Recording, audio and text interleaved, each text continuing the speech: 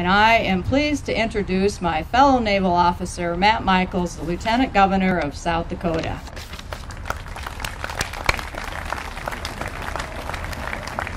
Thank you, Captain. Thank you very much. It's a real privilege to be here today.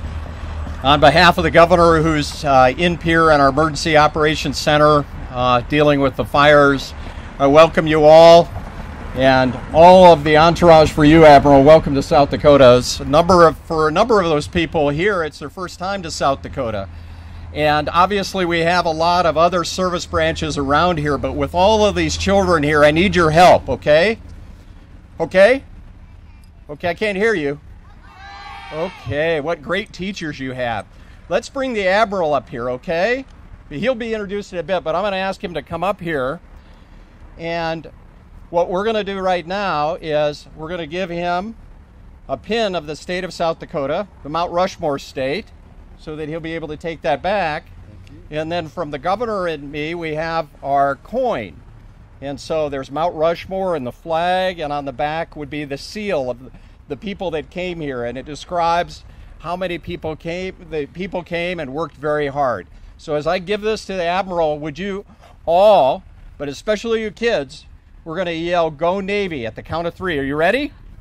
Okay? I know it's hard on some other people, but this is Navy Week, okay? We'll include the Marines in just a bit, too. Okay, you ready? On the count of 3, go Navy. 1, 2, 3. Yeah! Thank you. Yes, sir. Thank you.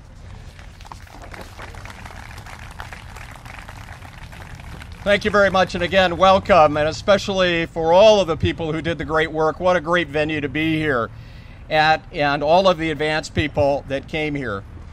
Actually, our history in the military is 150 years old in South Dakota, because this is the 150th anniversary of our militia.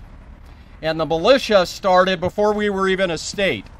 And we were all taught by those individuals, those veterans who fought and died, whether it was in the Spanish-American War, World War I, any other wars, through the National Guard and through the Air and Army National Guard, the public service and the selfless sacrifice that they have continued.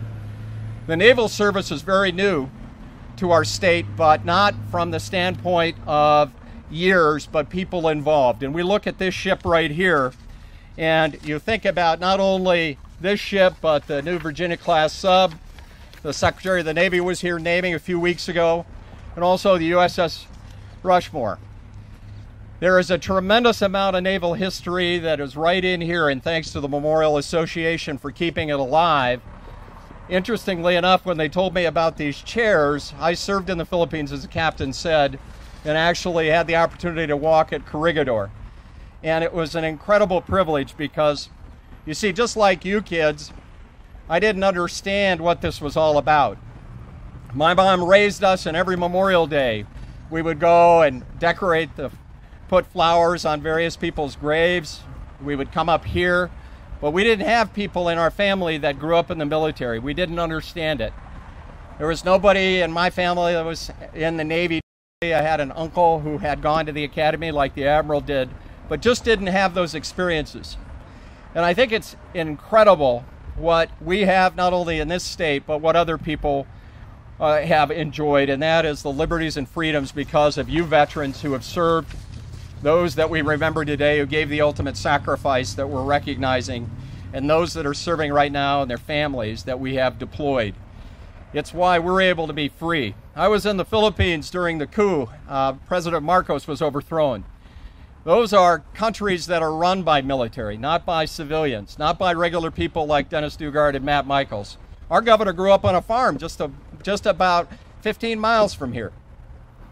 You're going to see former Representative Clarence Koistra, an individual who served in the Marine Corps.